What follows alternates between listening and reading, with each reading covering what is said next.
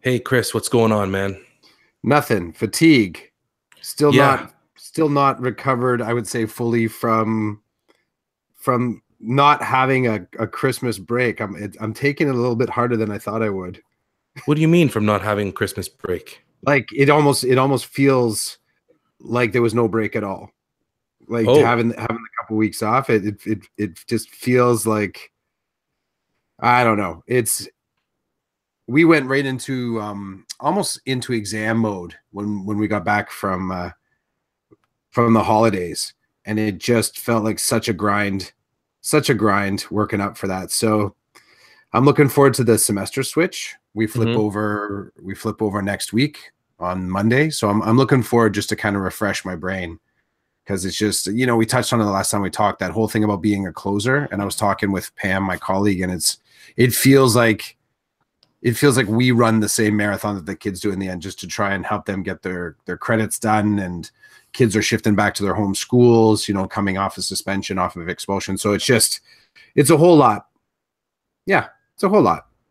But I'm good. I'm healthy. I'm in a good mood. I'm feeling the fatigue, man. Okay, well, I understand the fatigue because just handed in my report cards Oh, yesterday, and then IEPs are due early next week. So it was interesting. I got home today and I had some time, and I thought it was time that I could just kind of do nothing, but that wasn't the case. I cracked open the computer and started working on the IEPs because I've got a busy weekend with the family, so there's mhm. not going to be a lot of time to do it then. So I got to start doing it now. But I understand the fatigue thing. It's like you're running a marathon and you can see the finish line, you just can't get to it fast enough. And I almost feel it's so wrong on one hand to complain. Like I get twisted up. Because I really dig my job.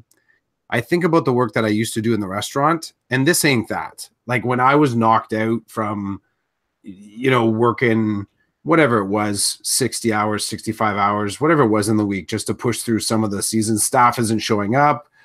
I don't know. We had this thing, and so you'll get the example. I'm trying to figure out what the Okay, I'll give you the example. So in the restaurant, typically when I was running it, I would be there early. I loved the time before my staff showed up. I could kind of set my prep lists. I could kind of check out what the reservation list was going to be. I could have a coffee just in peace. It was sort of like my Zen time, right? Mhm.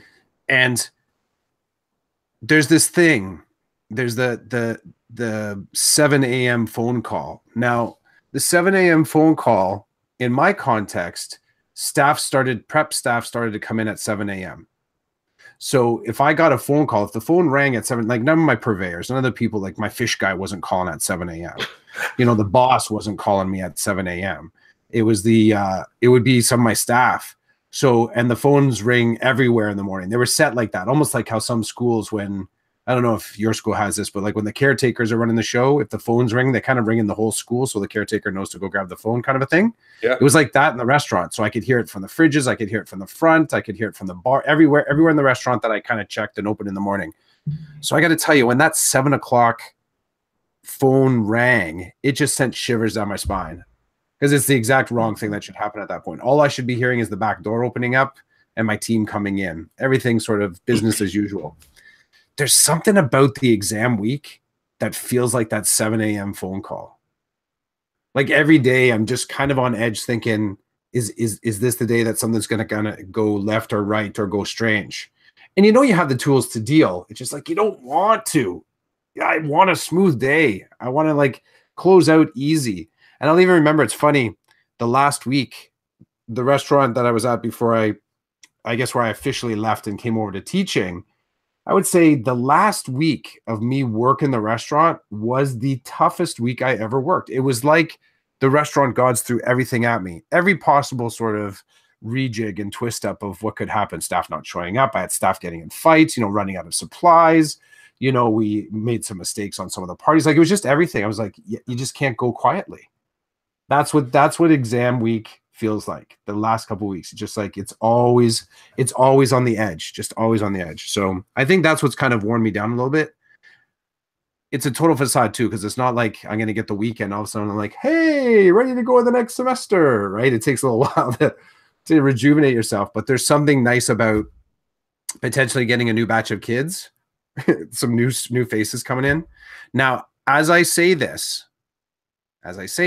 realize this couldn't be further from your context, because you are just now in the second half of your school year, and you are now staying with, I'm guessing, pretty much the same group of kids. You know, there's no gift receipt. It's not like you can't turn a few in and, you know, switch a few out here and there. You got to keep the same ones through. So I apologize for my complaint, but that's where my head's at.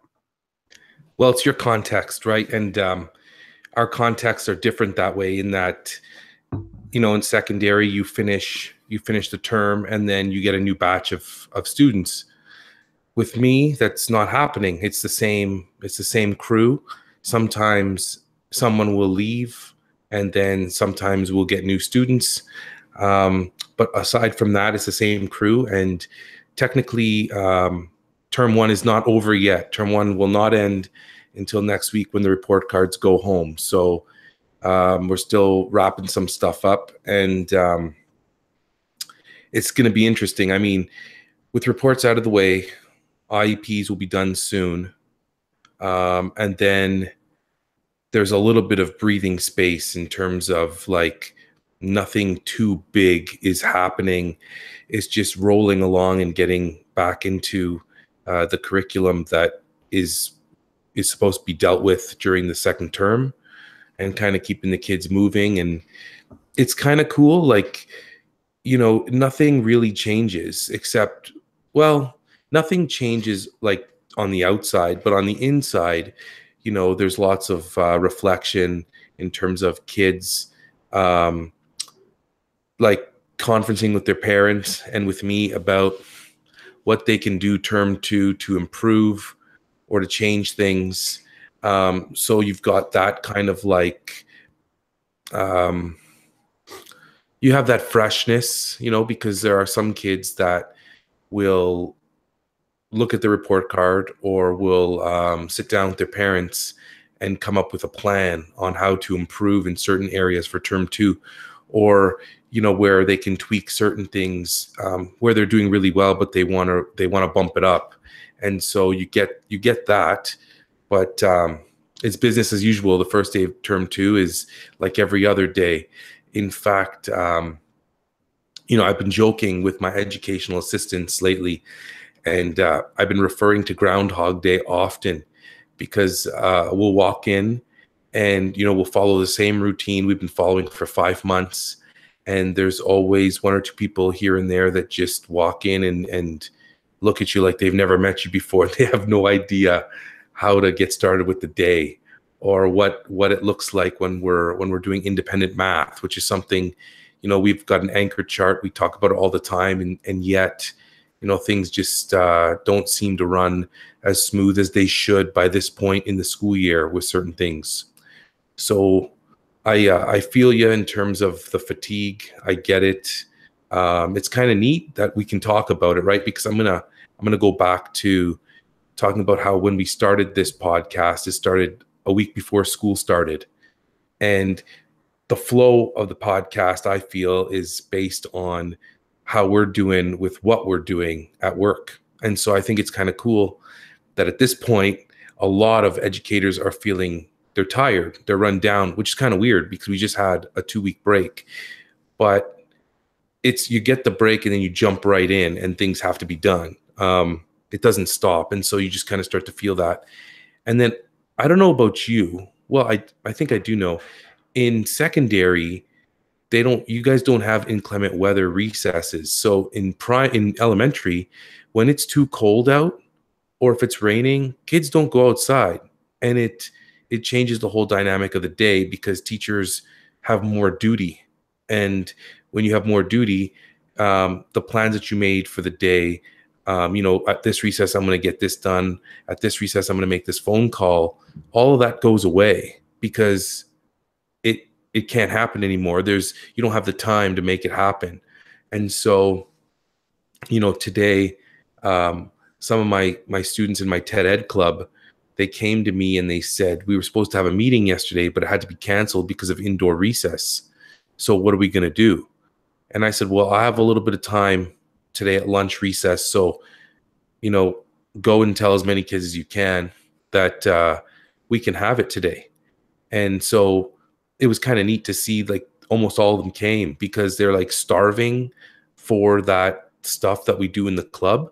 But because of all the inclement weather stuff and me being away here and there, it gets bumped. So anyway, that wears on you, right? Like, winter, you don't think of winter as a problem time, but it is, because if it's, like I said, our school board has a policy. If it's too cold outside, then they'll only go outside for a little bit of the recess. And if it's another temperature, like if it's even colder, then they don't go at all.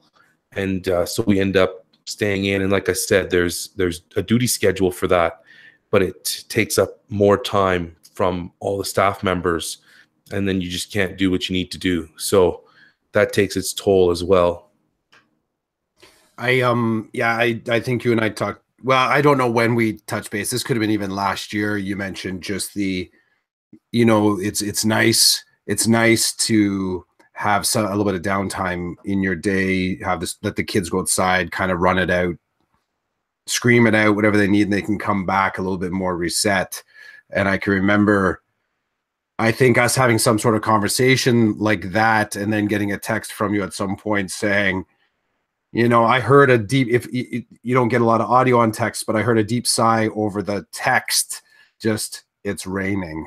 And I right away understood the implications of the short text, just like, it's raining. I'm like, oh man, they're on lockdown. They're inside. Sorry for those of you are listening, not lockdown in the educational sense, just lockdown as in no one's going outside today because of the weather.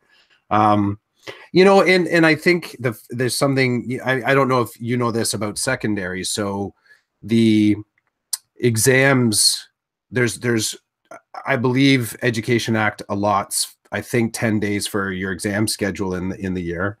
And often it's divided between the 2 semesters. So you have 5 days of exam day in first semester, and then 5 days of exam in second semester.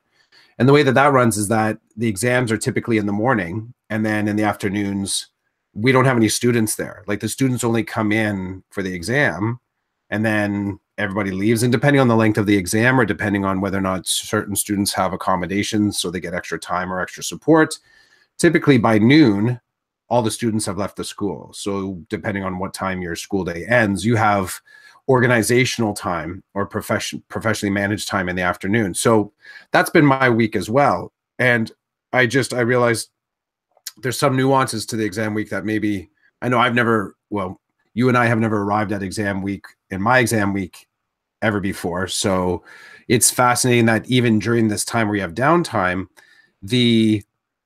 there's a lot of hustle that goes along around there, because you're also probably mapping out and planning new courses, or, kids still show up in the afternoon. They want to talk about stuff. I think there are some clubs that still have some meetings, though it's not mandated. There tends to be a little bit of break in between. For my particular context, it can be challenging sometimes, because students can be on suspension all the way through the exam period, depending on when they got it suspended at the tail end of the school year. And there's the potential that a student could be in some ways expected to stay in with us during the exam period, just working on courses potentially for another school. So another little kind of nuance there. And it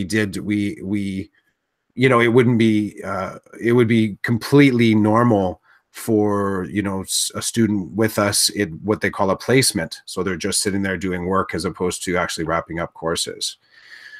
You got me. And there's so many, it's funny. I think in the first half of the season, we spent a lot of time, I think, pulling apart my context. And I love the fact that, the questions that you asked, trying to get a vision of what it's like, for my planning, and for, teacher guests to come in and cover, and, what the student, the makeup of my classrooms are. But I've come to realize that I got questions about elementary panel that I don't think I've ever dropped on you. It's funny because there's always like an assumption, both my spouse and I, we both teach, and both of us teach at secondary, and very familiar. Like we've sat, I think I mentioned to you this, we had a meeting with a principal who started to, kind of speak to us as if we were parents. And then we responded in edu jargon.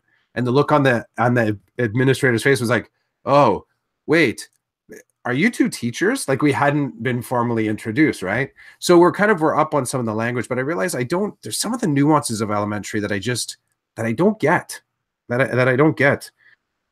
So when you're mentioning about your duties change kind of on the fly, in a regular day, just in a regular day, there's no 7 a.m. phone calls. It's all good. There isn't that call in the morning. What does your schedule look like? So as far as that mandatory where you have to be specifically, let's say, in service to the students or teaching, I realize that there can be other meeting times and stuff like that, but like, do you have specific prep time? Do you have always the same lunch time? How does that work? Start with just like your day. Okay, so this week, so I have 80 minutes of yard duty or supervision a week, 80 minutes a week. So this week, I am outside every morning, Monday to Friday, from 8:25 to 8:40. So the first 15 minutes of the day when students are being supervised, I'm outside with some other staff members, and my job is to walk around the yard, supervise the kids, make sure they're okay. I like to walk around, talk to them, ask them how they're doing, and connect with kids that I don't normally see. So this week, Monday to Friday, the first duty of the day, I'm outside. That's my duty for the day. So at first recess, I don't have duty. My kids go outside and I'm free to go do what I need to do. Lunch recess, during the eating time, and then the outside time, I don't have duty. So I'm free to leave my room and go do what I need to do for 1 hour. And then last recess, I don't have duty this week. So that means that I have that 15 minutes to do what I need to do. Now, my preparation time is every day from 1:05 to 1:45. And then recess is from 1:45 to 2. So if it's not inclement weather, then I have from 1:05 to 2 o'clock to prep and assess, evaluate, make calls, whatever. Next week, I don't have the morning duty. I have lunch hour duty. So Monday, Wednesday, Thursday, and Friday, I have 20 minutes of duty in my room supervising my students as they eat. On Tuesday, someone comes and relieves me, because if they don't, then that means I'll have 100 minutes in the week. And that goes against a collective agreement, unless there's an emergency. Like, I don't know if you know this about elementary, but I mean, we're pretty flexible in that if the admin calls us and says, listen, lunch hour supervisor is not here, there's nobody to come and relieve you, I'm sorry, you're going to have to stay. Okay, like I'm not going to say no and then leave the room, leave the kids unsupervised. That's the biggest no-no in elementary school that you could possibly do, is leave the kids unsupervised at any point in time. So next week is lunch duty. This week is outside yard duty before school starts. Planning time is every day. I have double planning time on Tuesday. So my students get music in the morning for 40 minutes. So that's an extra 40 minutes of preparation time for me, along with the preparation time I get in the afternoon. So then inclement weather, this is what it looks like. This week, because I'm outside in the morning, there's coverage at lunch. So the lunch hour supervisor, if it was inclement weather, the lunch hour supervisor would do 30 minutes. Then she would go and leave to her next class. And then there's a staff member in the school that has been assigned to my room to come and do the next 30 minutes. So yeah, I'm not affected by inclement weather at lunchtime during this week. But next week, I would be, because I'm on lunch duty, which means I would end up doing the first 30 minutes and then my partner would come and do the second 30 minutes. So let's say next Monday, it's freezing cold outside. It's below -20, and my kids can't go outside. That means the kids will have to come into school from 8:25 to 8:40, but we have someone that does that. So this week, if the kids had to come in before school started, I would be in the gym with all the students, supervising them, and it wouldn't affect any of the other staff members. But next week, that wouldn't affect me. So I'd be good in the morning when I get to school. I'd have time to prep and do whatever. First recess is supposed to be 15 minutes, but in inclement weather, it turns into a 20-minute recess. I do 10 minutes of duty, and then my partner comes over and does 10 minutes of duty. So I get 10 minutes to go to the washroom, make a call, whatever, get some water. Lunchtime, then I would be on for 30 minutes, and then my partner does 30 minutes. And then last recess, same thing. A 15-minute recess turns into 20. I do 10 on duty. She does 10 on duty. Now, normally that's not a big deal, but a few years ago, we were inside for 3 weeks.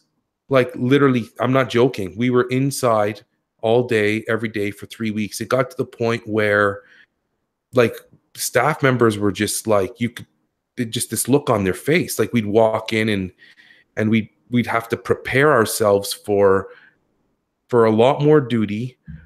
And you have to understand, when kids are inside for recess, they're kids. Like they're as loud inside as they are outside, right? And you can tell them, like I tell them, listen, you got to tone it down a bit because we're inside. Like you can't run out there and you can't run over there. We're in this room, and I've got room in the hall for them to do whatever, but the whole school just has this buzz to it. And it starts to wear on you because, like, so I'll do the first 10 minutes. So I'll say to them like, okay, start eating because you have to eat. You can't just play for 20 minutes and then tell me after you're starving. Like that doesn't work like that. Take some of your recess time and eat. So you have to prompt them because they're so excited to be in. And then you leave. And when you come back, you got to basically scrape them off the walls because they're still so excited that you got to say, okay, listen, recess is over. So you have to pack up all this stuff. You have to change your mindset. We have to get back to work. We have things to do. And it's just not as smooth as when the recess bell rings and you go outside, you pick them up and you bring them in. That ritual's gone. It's a whole new ritual, and it wears you down. They love it. The kids, most of them, not all of them do, but most of them love indoor recess just because it's different, right? Like they get to grab board games and they get to sit on the carpet and play with their friends or whatever. And it's longer. It's 20 minutes, not 10. So inclement weather, that's what it looks like. Now you kind of know my duty schedule. I'm only supposed to have 80 minutes a week. And I'm lucky. Like the before school duty is a sought after duty because your duty's over right at the beginning of the day. And traditionally, kids are pretty happy when they get to school in the morning. There are no conflicts, right? Like there's no time to get into fights. They just come and they're either happy to be there or they're kind of like, oh, I just woke up and here I am at school. So it's like I greet them and it's kind of fun. The only negative about it is that if I have to be away, if I have PD or if I'm sick, an occasional teacher can't do my morning duty. It's there's, again, collective agreement somewhere in the rules. It says that that is a duty. Or maybe it's not collective agreement, but somewhere it says that they get to school and they need to prepare because they just got there. So they can't get there and then find out they're going outside for duty. It doesn't work that way. So that's a little bit stressful because then I have to go around and, ask people if I can make trades, and that gets a little sticky. Like I know years ago, I would just make the trade. I just say to so-and-so, hey, listen, can you do my morning before school and my occasional teacher will do your lunch duty? Well, one day there was an occasional teacher that was really upset, because they thought that they were being taken advantage of. So I said to my principal, listen, somebody needs to step up and say something to this person. Like if you see that they're bothered and they're complaining, you need to explain that, Chidiac has morning duty. You can't do morning duty. So he had to trade it, and you're still doing a duty. Like it has to happen. So now what I do is I write in my plans. I just say, I'm on morning before school this week, and since you can't do it, you're going to room 13 at lunch and you're doing a lunch supervision so that my colleague can get outside for me. And I try to make it as transparent as possible. And it's, last year I was away a lot for all kinds of PD, and so you're kind of making deals with people because you need them to help you out. I hope I answered your questions. I mean, it's kind of neat to talk about my job. I don't really get to. I'm still kind of mesmerized with your role. I still don't fully understand it, but I think one day I'll figure it out. I'm just mind blown at all the little mini time slots. Like you're going, like I have to. I'm going to review game tape on this because my strongest memory of this last of your explanation, just right now, because my mind started just like I didn't know what to grab, is 10 minutes here and then 10 minutes there, and then it wouldn't be 10 minutes, but then it could be 10 minutes, and then I split the 30 minutes, and I'm just thinking all these micro slices. I can remember back in my last school, so I was branch president for a union, and one of the tasks that I had was to check the so you get duties at high school, of course, and the way that it works is that on calls and duties are, well, your duties are assigned. You could have hall duty or you could have calf duty, and the duties in themselves are never longer than 37.5 minutes. It's again, it's in the collective agreement, the amount that you can be assigned. And if I understand you're saying the flexibility that you're not going to leave the littles unattended, and it's just that I'm under the same OCT guidelines as well, best practice, like you are there as the parent and emergencies happen. But I will tell you, I've also been involved in conversations where, depending on who was supposed to pick up other parts of duties, it became really interesting in the conversations, because some teachers are like, yeah, like I just keep getting my lunch blown out of the water because so-and-so is not coming to pick up the second half of the duty, or there's some confusion or something. So, but the duties for us are just, they seem to be so much more straightforward blocks of time. And I get it, your context is different, but it's just mind-blowing to me what the coordination of that would look like. And I'm sure someone's got it down to a science, or there's a program or whatever. Is there anyone that starts that? No, there's no, it's the big board, just like, moving pieces around, make sure it's all balanced. Does anyone that is, so, one of the duties that I had as a branch president was I had to check those numbers and make sure that they were balanced in their assignment of duties and on-calls. And there was a declining tally of the number of duties and on-calls that you could be given. And depending on your context, like if you were a department head, you had a certain number. If you were a co-op teacher, you would have a certain number. If you're a regular teacher, there was another number for that. So there were all these tallies that I would do each month to make sure that it was nicely balanced and that they had enough. I was playing a part in making sure that there was enough left in the school year. So, there was always some people coming to me and saying, hey, Clough, like I keep getting hit 3 weeks now. I keep getting hit with I'm not getting to any of my preps. So then I would have to go back to admin and say, look, you need to have a look at this, because some of the members, they're getting hit repeatedly. And I didn't necessarily bring the information back to the member, but I had the right to ask, why is this? Like, why? That was just the branch president. That was one of the responsibilities. Sometimes there were good reasons. Sometimes like, oh, we didn't realize, and it got switched right away. Is there anyone watching the numbers like that for you folks? Or is it just, admin does it, or one of the administrative staff does it? How does that work? Okay, so I've been a union rep at my schools over time. I'm not right now, but what happens is the union sends out an email to all the reps and says, by this date, please send in all your duty schedules from your school, and also send in like teacher schedules so that they check them over to make sure that everything in terms of duty minutes are all legit, and everybody's getting their preparation time, and everything's working out. So they do ask for them, but you know what? I mean, if there's a problem, you call somebody or you talk to your admin. Like, generally speaking, I've been very fortunate to have like good supervisors. They don't want problems, right? So, and like I said, there were so I'll throw another wrench at you. The my partner for inclement weather is the special education teacher. And sometimes she gets called away and they don't give her an occasional teacher to come and do her stuff. So, like last week, she said to me, we were in the staff room and I was getting some water, and she came in. She's like, I just want you to know that I'm going to be at a meeting tomorrow all day and I don't have any coverage.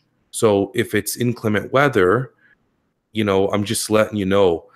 And it was funny because she was being very careful in talking to me about it, because I think she just knows, like, I think I did a big sigh, like, oh, okay, well, thanks for letting me know. Like, at least mentally, I won't be standing at the door, like waiting for you or calling your room and saying, are you coming?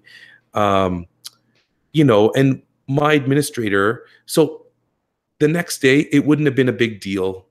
I would have just done I would have just done all the duty. Like, I just would have stayed for the whole 20 minutes at recess. At lunch, I probably would have said to one of my EAs, "Can you just watch for 5 minutes so I can use the bathroom and grab my food?" Like, that's all I need. In those circumstances. And then last recess, same thing. Like, or I would have called somebody and said, "Listen," I would have called the staff room and said, "I got to go to the bathroom. Can somebody just step in here, just watch while I go, and then when I get back, you can go. I won't be long."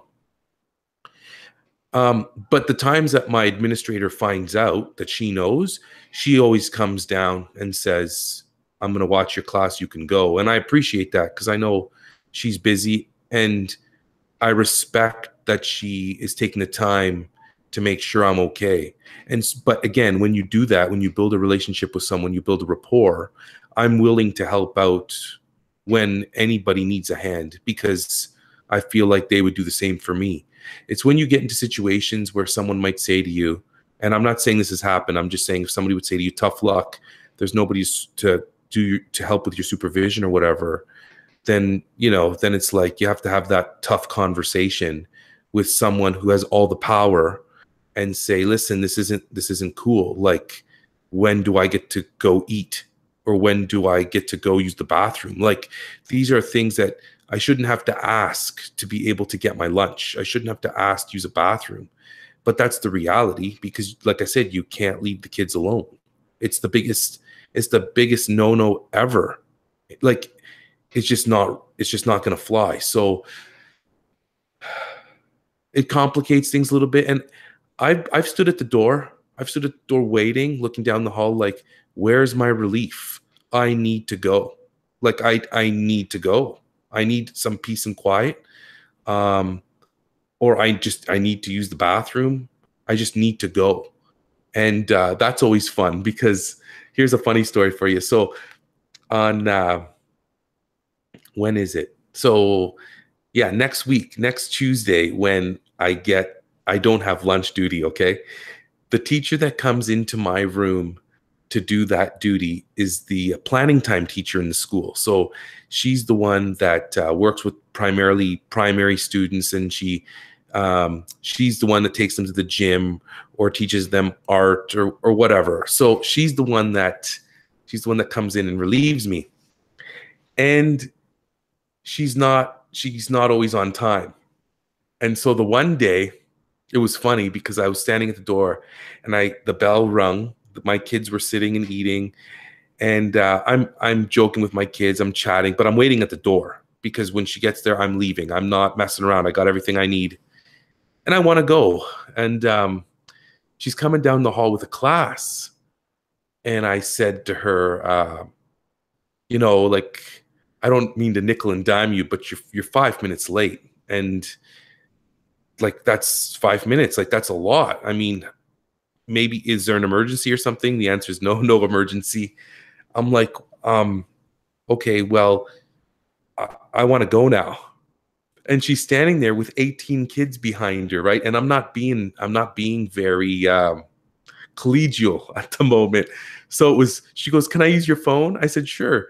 So she stands at the doorway, She's got a whole class of kids in the hall, and she's got all my kids in the room.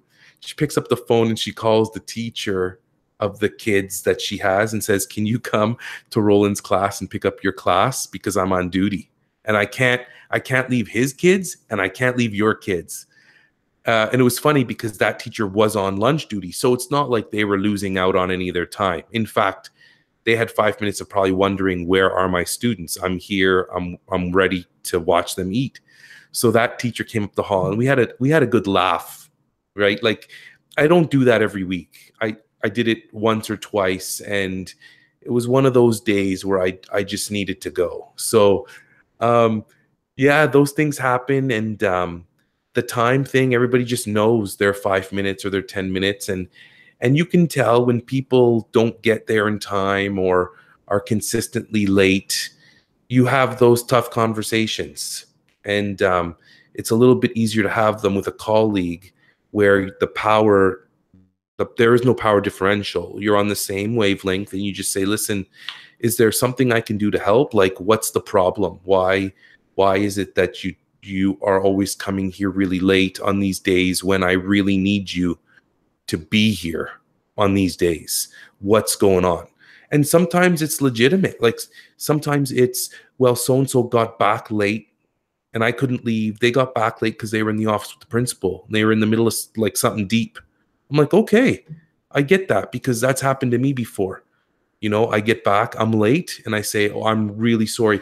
There have been times where I've said to my duty partner, I've said, "Don't come back next recess because I was so late to get here for my duty.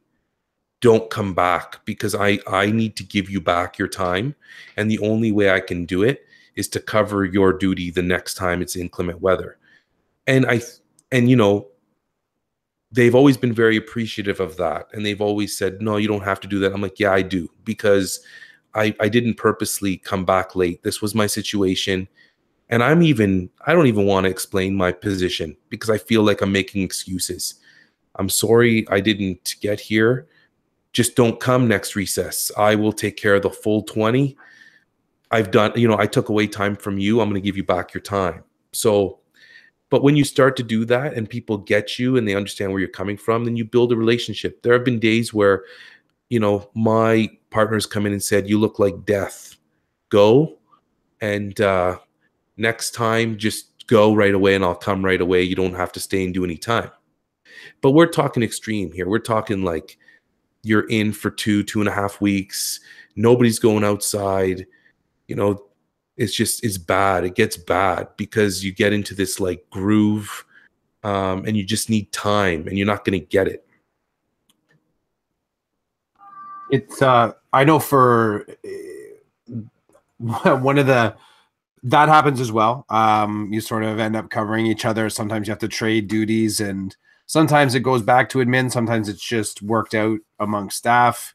There are other interesting times where, there have been times where someone wasn't showing up, and I would call down to the office and say, "You know what, just call them off. I'm going to stay through." And you basically, and like I said, there's a finite number of duties that you can do. And I remember there was some instructors that managed to use up their duties like before the end of the first semester. It's just the way they kind of kept on cutting deals, or they kept on doing, even where they were sort of saying to other people, "Look, I'll cover your duty." So you're kind of like getting a credit. So you knew you were still going to get duties in second semester, but then, I could come to you, "Hey, Roland, remember I covered 3 of your lunches in first semester," and you'd be like, "Oh, all right." And if you had, decent connections there, you're paying, right? You pay afterwards. So I got, there's so many little nuances about elementary. It sounds familiar. It's funny, like the way that you describe them, like, yeah, it's kind of like that in secondary, but it's amazing how different that becomes. I think at secondary, at least from my experience, very, very strident in sort of holding the collective agreement line to the point where admin, if it's sort of like the Most times if a staff can't be mustered, then an administrator is coming down and covering the second half of the class, just coming down and taking care of it. And sometimes the staffing and coverages get so tight that inevitably admin has to cover classes just because of the budget, and there's not enough money to bring in on-call teachers from outside, teacher guests. There's no money left. I got another good one for you. I got a couple, actually. One of them is about building relationship. And there have been times where my administrator, like, okay, remember when well, maybe you don't remember. I was sick, and I had to take like a whole week off. And I remember when I came back, I don't know if I said this on the podcast or whatever, but I remember the first day I came back from being sick. I was still sick, but we've talked about this before, sick days and personal obligations. Dude, that sick hung on. I was actually just thinking about how nice and clear and robust you sound. That was like, that sick hung on to you for a while. So yes, I do remember. Dude, I'm thinking, like, seriously, 6 weeks. Yeah. 6 weeks of just sick. And it just would, and I only took, I took 5 work days to stay home. The rest of it, I was working. And, I don't want to sound like, woe is me. I know there are many people that don't have sick days. I know there are many people that don't have what I have. I'm just saying, like you said, that sick hung on. And so the first day back, I'm at work and I'm in my room and people are coming in to say, hey, how are you doing? You okay? And they're like, what's wrong with you? Like I was red. I was sweating. Like it was just not good. So anyway, my administrator, she wasn't feeling well either. Like she looked like death too. And, we were having this conversation for like the next 2 weeks. She's like, well, she's saying to me, did you go to the doctor? And I'm like, yeah, I went to the doctor. He said this, this, and this. And she's like, I think I have the same problem, but what am I going to do? She's like, I can't just leave the building for 5 days. That's not going to fly. And I'm like, looking at her like, I get what you're saying. And then she even said, like she would finish the day. She would make sure everything was safe and secured. She'd go home and she was done until she woke up and come right back in the next day. So, we're just chatting, right? Like, and I'm doing my morning duties. I'm doing everything I'm supposed to do, but I'm dying the whole time. And so the one day the kids are eating, I'm doing something, I look up and it's one of the lunch hour supervisors. Something had happened down the hall and she went to the office and said, or a class was on a trip. And, she's like, I don't have, where do you want me to go? And the principal's like, go to Chidiac, just go and relieve him, give him some time. And she did this like 2 or 3 times that 1 week. And relationship, right? Like we were talking, she knows I'm there. She knows I'm doing my thing. And she knows I'm kind of suffering through it. And so she had some time and she gave me extra time. And she didn't just do that for me. She does that for lots of other people. When there's extra time, she gives it to the people that need it. There have been times where people have come and I've said, no, I don't need it. Go talk to so-and-so. Like they're not looking too hot. Or I know for a fact they had a really bad morning. So they might need some time. They might need to make a call. They might just need some peace and quiet for a bit to kind of reset for the afternoon. And so relationship, it's key. We talk about it in everything. And so that's an example of a time where that connection, that relationship, that understanding that I will help you when you need it and you will help me when I need it, where it came into play. The second thing I wanted to talk about is worse than inclement weather sometimes is when you get to school in the morning, your administrator walks into your room, and I know now when my admin comes in with a piece of paper and a pen, I know I'm losing my preparation time. That's the 7 a.m. phone call. That's your version of my restaurant 7 a.m. phone call. And I bet you even get the little itchy, tingly feeling on the back of your neck. You might not even be facing the door. And you're like, something has changed in the force. You turn around, the admin is standing there. Go ahead. Well, yeah, that's the thing. I'll be standing. It happened last week. I'm standing there behind my desk, making sure everything's in order, and she walks in. I'm like, hey, good morning, how are you? And she's like, good. And the way she's like, good, and she tilts her head, and I'm like, oh. And so she says, I'm sorry, we don't have an occasional teacher for so and so, so I have to pull French, and you're not going to get your preparation time today. And I always do the, I always do that. And I'm like, okay, thank you for letting me know. And, as she's slowly backing out of the room to make sure that I don't lose it or whatever, I'm thinking right away, it's like, okay, this was what I was planning on doing for my preparation time. I don't have that anymore. So I have to figure out how to make it work. What are my priorities for today? What do I need to make sure happens during that time today? Because sometimes it's luxury time.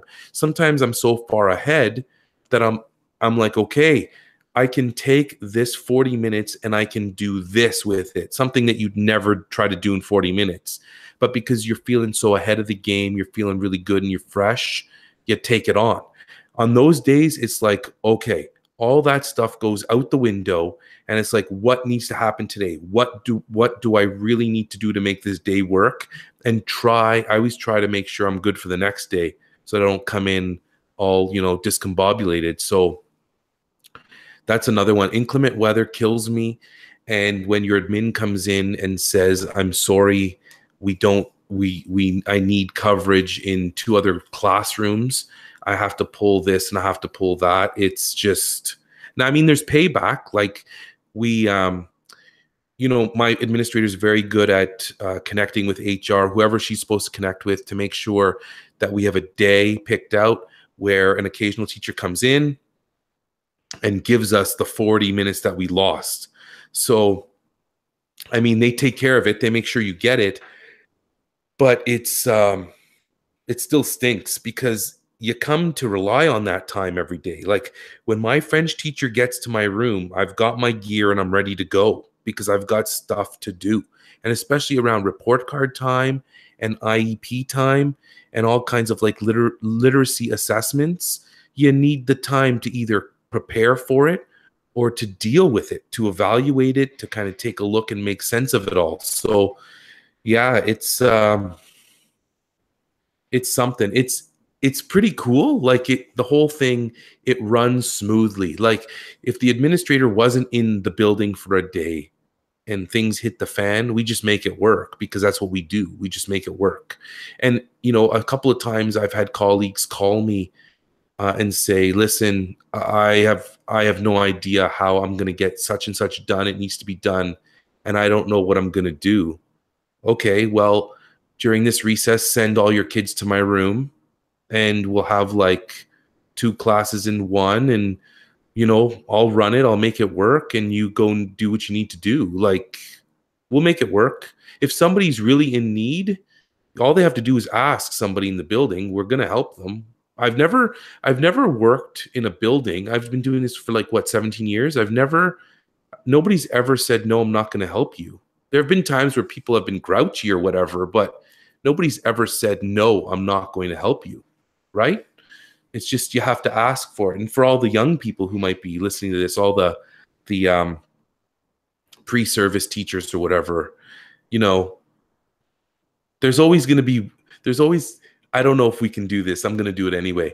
In every building, there's always the grouch. There's always somebody in the building who's kind of grouchy all the time. And there's always the happy, bubbly, go lucky person. Like there certainly are certain personalities that exist I would say in every building that I've ever worked in. There's always somebody, right? And you just need to get to know everybody, and you get to build relationship and rapport. You don't have to be best friends with everybody, but you got to connect because you work together. You're all working with the kids. It's not just me and my kids. It's all the kids. I'm there to support them all. We got a new custodian on Monday. So our last custodian, he transferred to another school. We got a new custodian on Monday. And, I saw him that day and I said, hey, how's it going? And we kind of chatted for a bit. And, I found out what his favorite hockey team was and all these little things that you get to know over time. But I felt like it's the middle of the year. this guy's just been dropped in. This is his school now, and there's going to be no time to learn. It's just going to be go, go, go. So I thought I should connect with him and talk sports. He likes sports, I found out. So we started talking sports, and now it's neat. It's like the third day he's been there, and he makes a point of coming in every morning and you know, sticking his head in the door and saying, "Hey, how are you doing today?"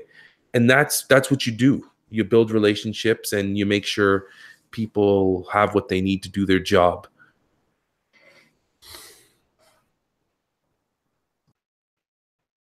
You know, I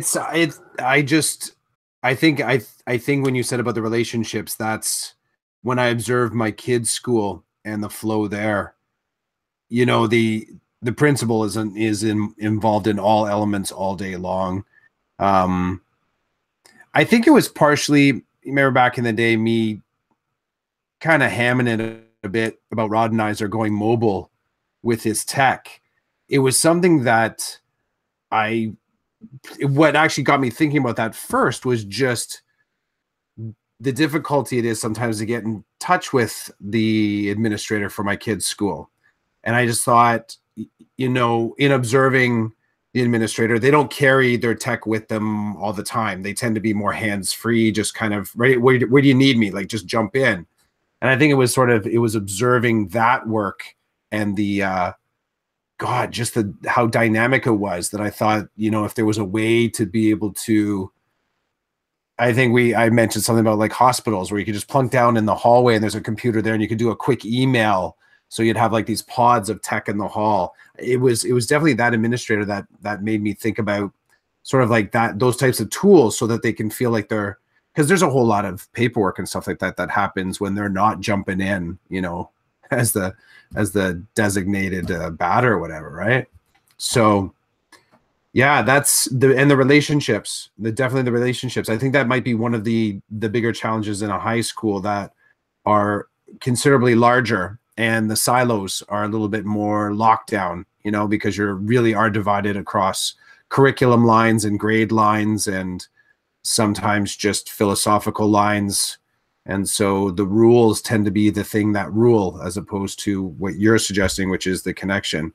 Interesting side note, I think there's 4 caretakers at my kids' school, and they're all named Dave. That's funny. Yeah, it's either 3 or 4. And the other day, my sons were leaving, and he says, yeah, that's Dave, and then that's Dave, and that's Dave. But that Dave, and I'm not really tracking who he's pointing at, that Dave, his real name is Joe. But he goes by Dave. I'm like, okay, so all Daves. You know, I want to say that sometimes I go to the high school that's close to my house for PD, and I am always baffled when I walk into a high school now. Always, it's like I don't understand how high schools work. Like, I do understand, but it's just so crazy. There's like 4 administrators. There are people everywhere all the time. Like, so I get to the high school the last time I was there for PD, and I walked in the door. And when I walked in the door, it was morning announcements and prayer. So I stopped, just like everybody else. We're just kind of frozen there. And then after morning announcements were over, it was slow getting in the next set of doors because it was Civvies Day. The kids didn't have to wear their uniforms, but in order to wear their regular clothing, they had to make a donation at the door. So all these people got money in their hands, and I'm looking around like, what kind of, I have to pay to come in here kind of thing? And so I didn't get it, right? But anyway, a buddy then ended up beside me, and he said, don't just walk in. Like, don't worry about it. They're going to give you a funny look, but we're going to the office anyway. So it's not like we don't work here. We're obviously visitors, and we don't go to school here. We're not students. So we walk past like the gauntlet of teenagers collecting money, going to the office. And then it's like Fort Knox, like, hi, I'm here for this meeting. And they're like, really? Who are you here for? And it's like, it's funny because as you're getting grilled by the secretary, you're seeing colleagues that you know, and they're walking past like, hey, buddy, how's it going? How are you doing? How's school at elementary or whatever? And the secretary refuses to clue in that you work for the system, right? Like, I'm wearing my name tag from my school, to show that I'm with the board. Anyway, so that's kind of funny because then they start calling the room that you're supposed to be in to make sure somebody can come get. It's just funny because after about 2 minutes, someone just says, "Just come with me. Do you have a badge?" I'm like, "Yeah." They're like, "Okay, just come with me." And I'm like, "But she's making calls." They're like, "Don't worry about it." So then you leave, and as I'm walking down these halls, there's all these teenagers, and they're all just living their life. Like they don't even know I'm there, but the place is packed. There are kids everywhere, teachers everywhere, rooms everywhere. So I finally get to where I'm supposed to be. And it's like, I'm just happy I'm where I'm supposed to be because I'm not going back in that hallway, right? Because it's packed with students everywhere and adults everywhere. And anyway, so I don't know. It's weird to walk into a high school because there's the buzz is always, it's always there. Whereas in elementary school, after morning announcements and the day starts, generally speaking, the hallways are empty.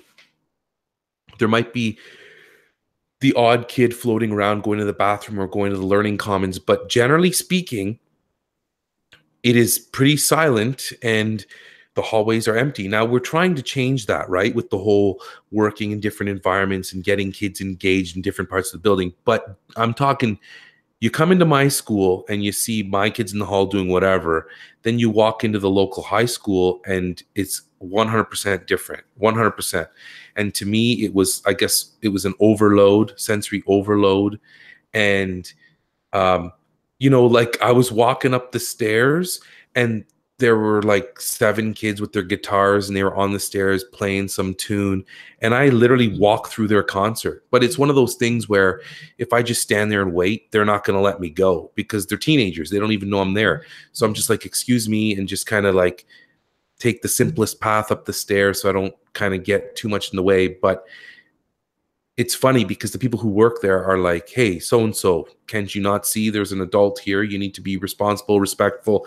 Whereas I'm like, I feel like I'm stepping on their turf. So I'm walking around doing my best to be invisible. And the people who work there are like, "Hey, Joe Blow, can't you see that we've got an adult here? Aren't you supposed to be respectful?" And I'm looking at them like, sorry, sorry to get in your way, but I got to get upstairs to wherever I'm supposed to be. So, it's interesting. What I would love to do is create a video about it, but I can't do that because I can't just walk around a school, grabbing video footage without anybody's permission. And to get all that permission is just not going to happen. So it's kind of funny. That's my high school talk for now. And there's something about it. Like when I find out that I have PD at the high school, I'm kind of excited because I have friends that work there. So, it's kind of neat to visit with them and just to see the place and to feel that buzz, even though it it doesn't scare me, but there's something about it that's frightening. It's not going to stop me from going. It's just a whole other world. It's a whole other world. I don't know how teachers do it there. I don't know. There's like a million teachers. You're in one corner and people are in another corner. It's just weird. It's weird. Yeah, coming into teaching, I never felt like there was a question, but there also wasn't much analysis either as to secondary or elementary. I think probably because I was coming in as a chef, that kind of led me to, well, if I'm going to be teaching any hospitality, that course really only exists at high school. Because there's at some point, I can remember the only sort of decision that I made when I got there was whether or not I was going to apply to Catholic board or public board. There was a moment there, and then it was like, the logistics. I'm gonna have to reinitialize my Catholicism, and that just seems like I don't want to. I didn't have the energy to do it. So public board it is. I have a similar response when I go into our partner schools, the elementary schools that aren't my kids' school. I feel, wow, this is really regimented. Like it feels really, really regimented, and stuff is just, I don't know. I feel like I'm on the clock. As soon as I walk into an elementary school, I feel like I'm on the clock and I'm on somebody else's time. Whereas I, you know, kind of going to my friend's high school, even going back to my former high school, it seems the thing that you observe as a little bit of that freedom is exactly what I kind of enjoy. Like I can come in and I can sort of just wave at the office. They're like, hey, it's Clough. And then I can go up to one of the classrooms and kind of show up at a teacher's door. Like, hey, how's it going? They're like, hey, Clough, how's it going? Like you can, maybe that's just the thing you can do at high school. And I, you know, even someone listening out there, I'm not saying this happens at every high school. This is just my experience with the colleagues that I have in high school. There are some high schools that very much say you got to check in at the front, you get your visitor's pass, and like, but I'm Clough.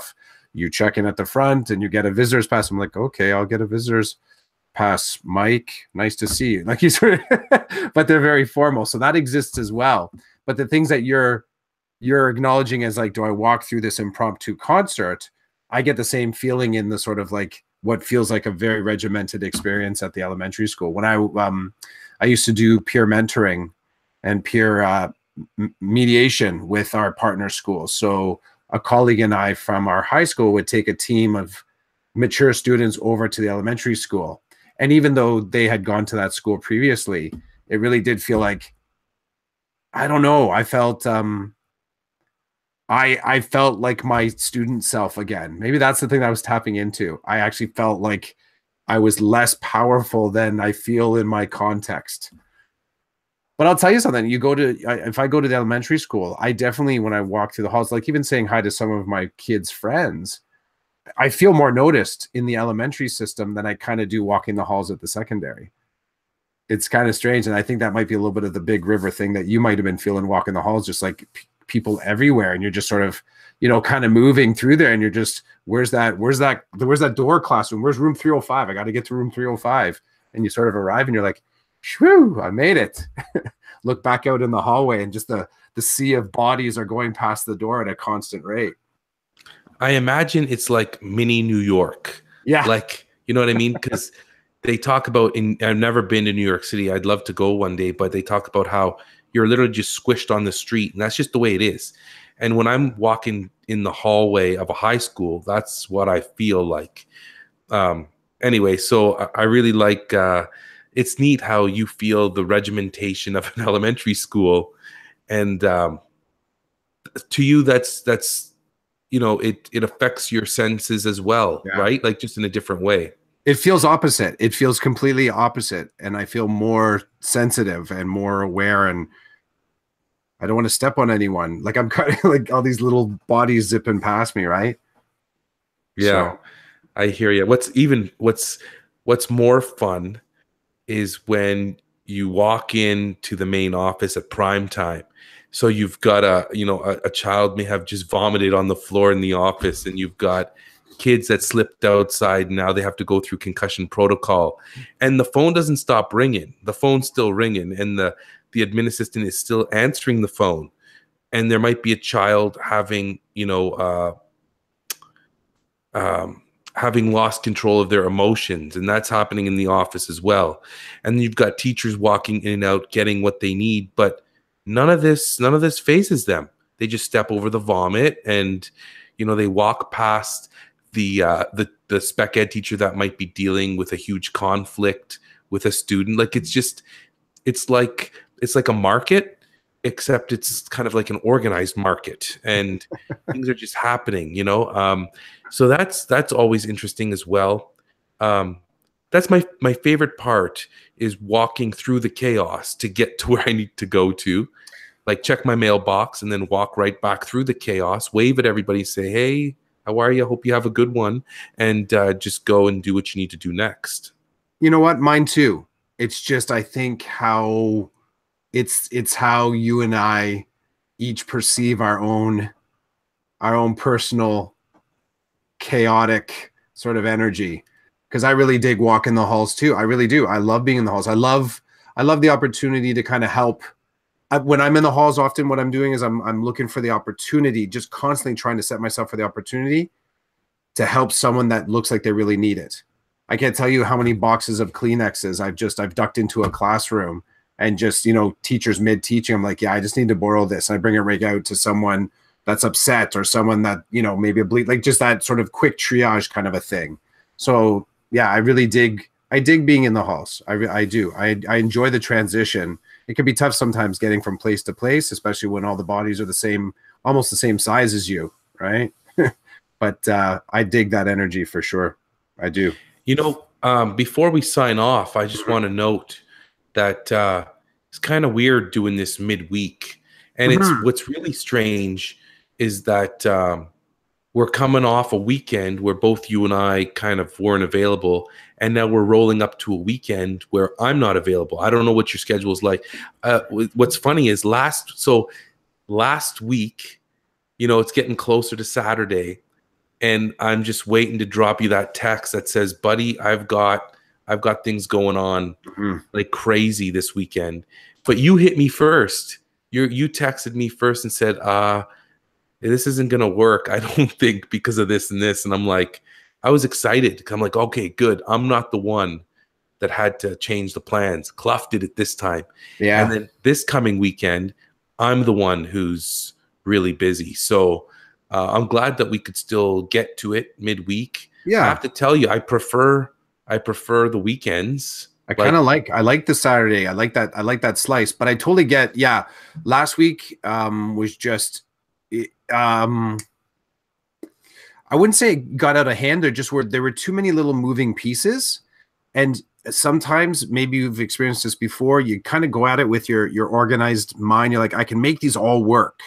And you mhm. realize the energy that you're putting into it, it ain't worth it. Just kind of let them fall where they are and let stuff, like I said, I just the reaching out to say I can't make it work this weekend. And I felt bad because I enjoy the conversation, but I also knew in telling you, you and I came at this as fathers first. And that's the thing here, right? Like we can be this and we can do a midweek, and then we can also say, who knows, maybe something will pop up and we can have a convo this weekend. But we've also proven that we can make time just to hang out when we need to. So yeah, we'll touch base on the weekend. We'll see what happens and we'll see if we can make it work. But I think that's what's the beauty of this little reflective pursuit that you and I are doing is it's got to work for both of our schedules, right? Yeah, for sure. Yep. Okay, well, thanks for another great talk. Yeah, man. Um, I enjoyed starting with fatigue, and now we're ending with I don't know about you, like I'm tired because it's late, but I'm feeling better that we got to time to reflect Mm-hmm. on what's going on and about like today. Today was a little bit of the um, elementary flavor, inclement weather duty, the ins and outs of like my week at work. So many Um, little time slots. So little many time slots. hey, we even got to throw in tough conversations and relationships in Yeah, there. that's true. Yeah. So Landed on there. I like that we're kind of rolling it around like that. So until next time, enjoy the rest of your week, and I hope that the next couple of days go well. For sure, man. Thanks for chatting. I'll see you soon. Yeah, take care.